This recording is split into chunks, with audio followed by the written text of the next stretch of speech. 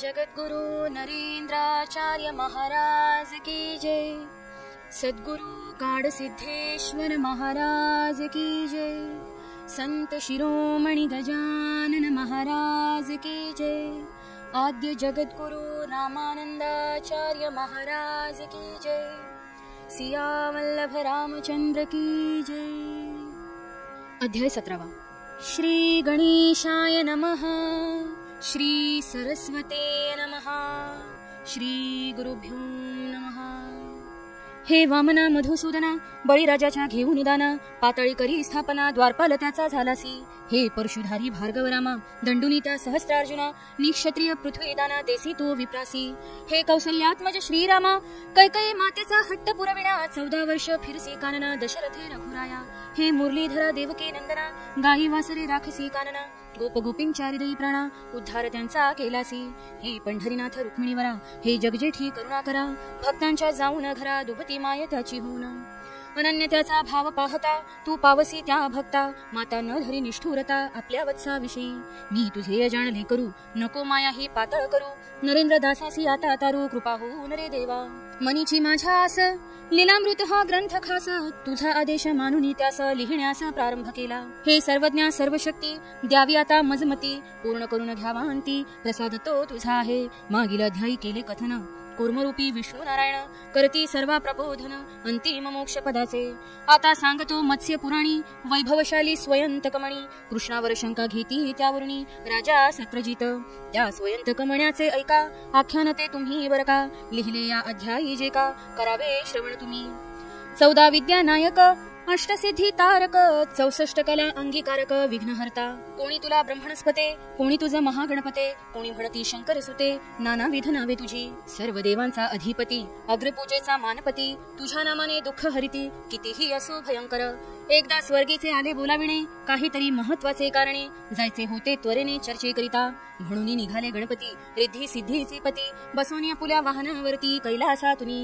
मूषक हे त्यांचे वाहन, असे गुबगुबीत छोटेसे छान, कान मात्र त्याचे तीक्ष्ण प्रचंड चपळते। बसले गणराज त्यावर, वायुवेगे चाले सत्वर, रस्ता मागे टाकीत झरझर प्रवास सुरू आहे। वाटेत भेटती अनेक देव, वंदन स्वीकारत चालले देव, प्रत्येक जण श्रद्धा भाव आदरे वंदिती। समोरून आला रोहिणीपती, पाहिले त्याने गणपती, इवलुशा त्या मूषकावरती, बसतात ते कसे हो। गणेश देव स्थूल देहमानाचा, वाहनासे मूषक त्याचा, विरोधाभास पाहून सृष्टीचा, चंद्रासी हसू आले, चंद्रासी नाही राहावले, मोठ्याने हसू आले, ते पाहून मूषक लाजले आणि गडबड झाली। मूषक जेव्हा अचानक लाजला, तेव्हा गणपतीचा तोल गेला, घसरून तो खाली पडला उंदरावरुनी। गणेशाच्या तक्षणी आले ध्यानी, रोहिणीपती यास कारणी, शाप दिला त्याने रागानी, तुझे तोंड काळे होईल। गणपती पुन्हा व्यवस्थित बैसोनी, गेला तो सभेस निघुनी, मग चंद्रास पश्चाताप होऊनी, गलित गात्र झाला असे। चंद्र म्हणजे सौंदर्याची खाण, सौंदर्य म्हणजेच चंद्र जाण, सौंदर्याची उपमा म्हणून चंद्राचे नाव घेतात। फार झाला पश्चाताप त्यास, चुकीची शिक्षा मिळाली खास, कशी झाली दुर्बुद्धी आपणास, असा मनी विचार केला। श्रोते म्हणून नसावे अविचारी, मागून झाला पश्चाताप जरी, उपाय त्यावर केला तरी, भोगावे तर लागतेच ना। जर नीटपणे केला विचार, तर चुका नाही करणार, मान सन्मानात राहू खरा, आपुल्या तोला मुलात। नीट सर्वांशी बोलावे, सर्व ठिकाणी नीट राहावे, प्रसंगात व्यवस्थित वागावे, पोरकटपणा सोडूनी। आपण किती असा बुद्धिमान, श्रीमंत असा कितीही पण, तसे जरी मोठे असा वयान, परी काही उपयोग नाही। एकदा चूक केल्यावर उपाय काही नसे बर, चूक सुधारण्यास संधी तर औषध नव्हे त्यावरचे। संधी ती संधीच आहे, गेलेली पत मिळणार नाही, काही उपाय करूनही मिळे फक्त खोटे समाधान। म्हणून असावी विवेक बुद्धी, प्रत्येक कृतीचा निर्णय घेण्याआधी जागृत ठेवावी सद्विवेक बुद्धी शहाण्या माणसाने। ही विवेक बुद्धी जागृत होण्या, अंगी येण्या बिनचूकपणा, जावे आपण संत संगांना, तिथे विकास तिचा आहे।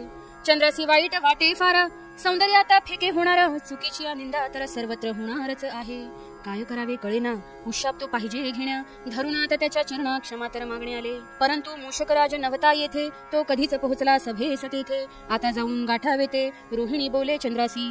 रोहिणीच्या सांगण्याप्रमाणे अनेक देवांना घेतले चंद्राने आपल्या मदती कारणे समर्थनासाठी. गणपती होते सभेला, सर्व देव हो भेटले त्याला, सर्वांचे विघ्नहर्त्यास विनविला, चंद्रासी उशाप देणेसी. देव म्हणते गणपतीला, चंद्राला जर कोणी नाही पाहिला तर जगी सौंदर्याला किंमत काय राहणार. म्हणून देवा सौंदर्यासाठी तसेच आमच्या सर्वांच्या प्रेमापोटी चंद्राचे अपराध घाला पोटी, महत्व त्याचे वाढवाहो. मग मूषकराज उशाप बोलला, तोंड पाहुणे गणेश चतुर्थीला, दररोज जो पाही चंद्राला सौंदर्य त्यासी लाभेल. परी जो पाहिला गणेश चतुर्थीला, चोरीचा आळ येई त्याला, मनस्ताप भोगावा लागेल मनाला. हा से उशाप. सर्व देवांना आनंद झाला, महागणपतीचा जय जयकार केला, चंद्रासी उपकृत केला उशाप देऊनी. या हे कथेसी संबंध स्वयंतक म्हण्यासी, म्हणून सांगितली तुम्हासी उशाप कहाणी. ही स्वयंतक म्हण्याची कथा पराशर सांगती सुता. यदुवंश होता फार मोठा, या यदुवंशात कृष्ण झाला, स्वयंतक म्हण्याचा त्यावर आळ आला. कारण पाहिले होते गणेश चतुर्थीला चंद्रासी कृष्णाने. या वंशात जन्मले अनेक मोठे योद्धे कैक, सत्रजित अक्रूर शूरसेन असे अनेक. कृष्ण बलराम इत्यादी सत्रजित आणि प्रसेन, ऐसे हे भाऊ दोन, त्यासी होता प्रसन्न सूर्यनारायण. एकदा केले अनुष्ठान, प्रसन्न केले सूर्यनारायण, समुद्र किनारी बसून राजा सत्रजिताने. सूर्यदेवाने त्यास दिला स्वयंतकमणी प्रसादाला, आपुल्या काढून गळ्यातला प्रसन्न होनी. होते वैशिष्ट्य या मण्याचे, दररोज 1 तोळा सोने मिळायचे, रोगराई दुष्काळाचे सावट नाही येणार. सत्रजित भयंकर खुश झाला, दाखवत असे तो सर्वाला, या मण्याच्या चमत्काराला अनेक ठिकाणी. एकदा काही कारणाने द्वारकेस त्याचे झाले येणे, संधी ती साधून त्याने आणला मणी सोबत. गळ्यात त्याने होता घातला, पाहून आश्चर्य झाले सभेला, कुतूहलाने विचारले त्याला सभेमध्ये सर्वांनी. त्याने सर्वांना त्यांचा सांगितला चमत्कार आणि वृत्तांत सगळा. हे ऐकून वाटे नारदाला, हा सवा कृष्णाकडे. नारद बोले कृष्णाला, स्वयंतकमणी पाहिजे आपुल्याला, मागून घेऊ का बोला सत्रजिताकडून. कृष्णाने दिले संमती, सत्रजित ते पाहुनी, राग त्याचा येऊन चित्ती सभा सोडून गेला हो. स्वयंतकमणी घेऊन गेला राजा सत्रजित आपुल्या राज्याला. घरी त्याने ठेवून दिला देवघरात, तो मणी दररोज देई 1 तोळा सोने पाही, दुष्काळ रोगराईचे नाव नाही सत्रजिताच्या राज्यात. सत्रजिताला माहित होते मण्याचे महत्व, ते घेत असे काळजी तो म्हणून त्या मण्याची. सत्रजिताच्या वैभवात झाली वाढती बहुत भली, कमतरता न उरली राज्यात कसलीही. एके दिवशी काही कारणाने सत्रजितास आले बाहेर जाणे, द्वारकेसारखी आपत्ती न येणे, म्हणून मणी ठेवला घरी हो. बंधू प्रसेन होता घरी, त्याने तो उचलला सत्वरी, बांधून त्यासी दोरी गळ्यात त्यांनी घातला असे. त्याच्या मनी आले शिकारीसाठी पाहिजे गेले, एकटाच उठून गाठले निर्भीड अरण्य. या निर्भीड अरण्यात होते हिंस्र प्राणी बहुत, शिकारीच्या हो नादात राजपुत्र शिरला गुहेत. गुहा विशाल भयंकर, आत अंधार प्रचंड घनघोर, आतले काही दिसत नव्हते फार, त्याचा फायदा उठविला अस्वलाने. अस्वल सुद्धा होते दांडगे, प्रसेनासी उढी मागे, काळोख्या नेऊन जागे हल्ला भयंकर केला हो. त्या हल्ल्यात ठार झाला प्रसेन राजपुत्र होला, मणी तो काढून घेतला अस्वलाने. अस्वलाला माहित होते मण्याचे महत्व, ते अमूल्य रत्न होते बहुत दुर्मिळ. प्रसेनाचा प्राण तो प्राण गेला, मणी सुद्धा हातचा गेला, काहीच समजेना कुणाला प्रसेनाचे काय झाले. सत्रजित जेव्हा घरी आला, शोधाशोध सुरू झाला, हाती सापडले नाही त्याला मणी अथवा बंधू हो. रत्न आणि भाऊ गेला, काहीही पत्ता न कळला. त्याने संशय आला सत्रजिताला भगवान श्रीकृष्णाचा. श्रोते ते घ्यावे ध्यानी, हे सर्व ओढावून घेतले छोट्या बंधूंनी स्वतःच्या हाताने. म्हणून म्हणतात लोकज्ञानी, मुलाची क्षमता पाहुनी, कोणती वस्तू पालकांनी द्यावी ते ठरवावे. कोणतेही सुख पचविण्यासाठी शारीरिक मानसिक गोष्टी असल्या पाहिजेत, त्यासाठी त्या मुलाकडे. क्षमता नसल्यास त्याची वाट लावील सर्वस्वाची, स्वतः व घरच्यांची हे ध्यानी ठेवावे. अनेक श्रीमंतांची मुले आई वडिलांच्या संपत्तीमुळे देसती वाया गेले आज समाजात. कारणही तसेच असे, वडिलांची मेहनत माहीत नसे, सहजासहजी मिळत असे संपत्ती उडविण्यासी. ती उभी करण्या काय करावे लागे त्यांना, याची जाण नसे मुलांना, तेव्हा नसते किंमत. म्हणून त्यांना स्वावलंबी बनवा, परिश्रम घ्यायला लावा, मेहनतीच्या फळाचा हेवा कधी नाही होणार. पुतून मातून जाणार नाही, आई वडिलांचा त्याग ध्यानात राही, प्राप्त झालेल्या वस्तूची राही किंमत त्या मुलांना.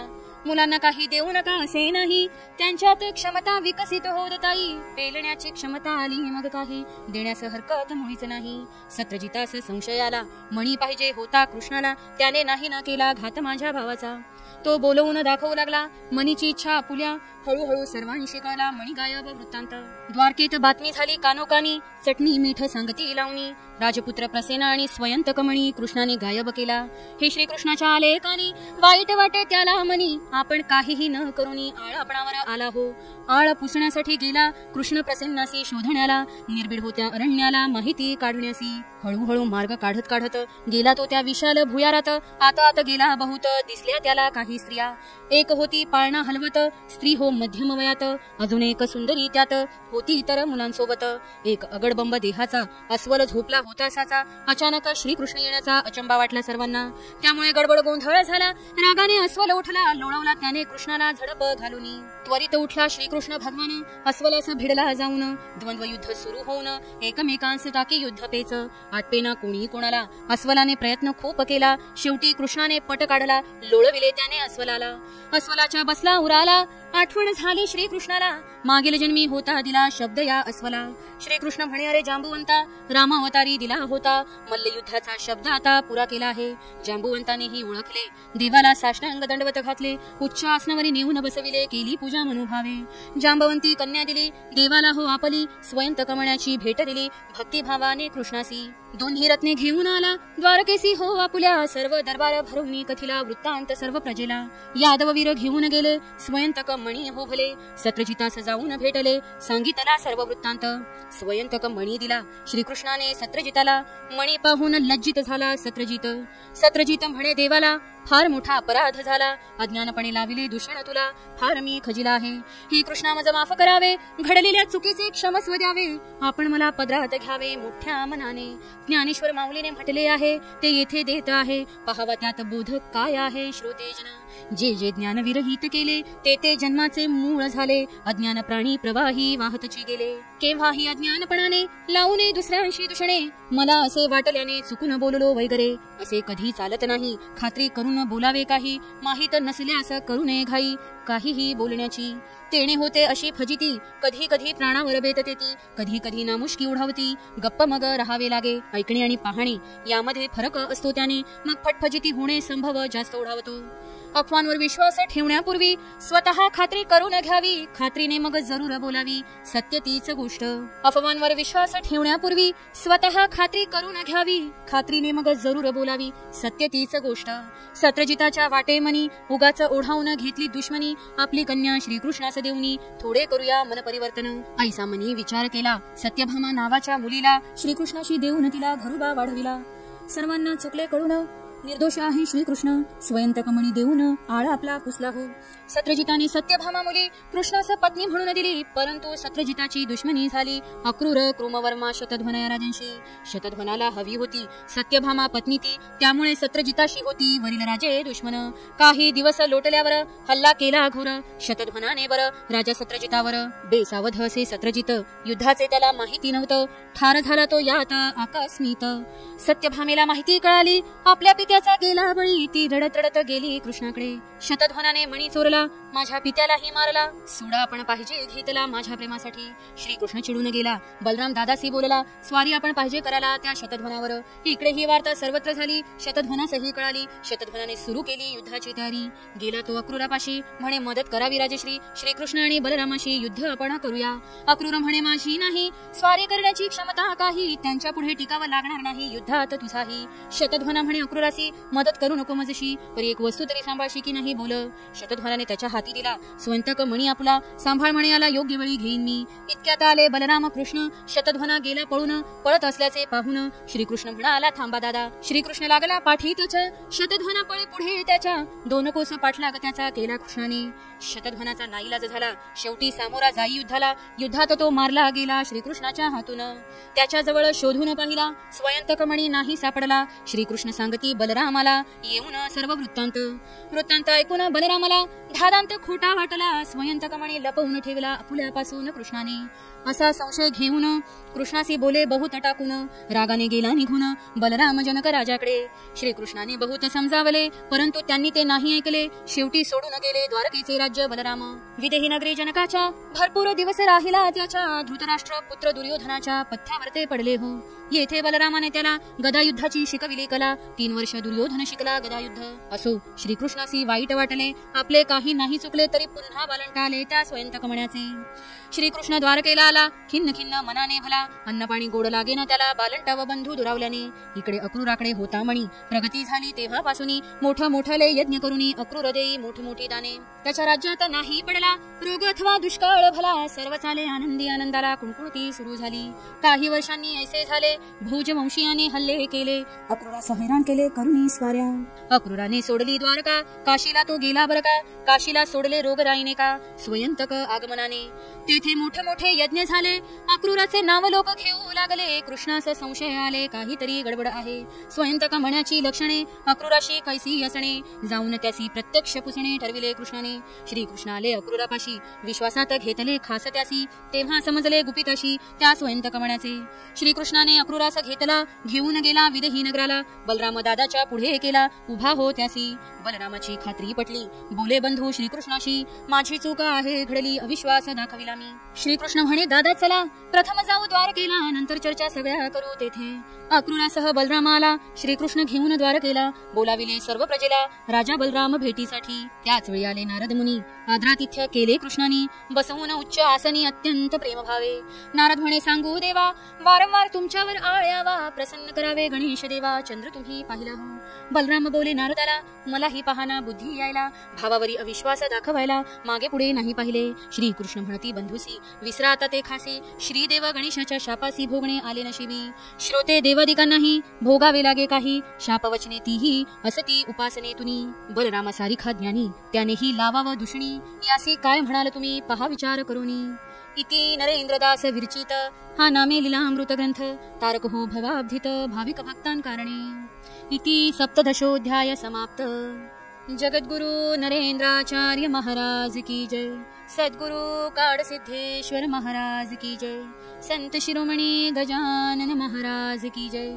आद्य जगद्गुरु रामानंदाचार्य महाराज की जय. सिया वल्लभ रामचंद्र की जय.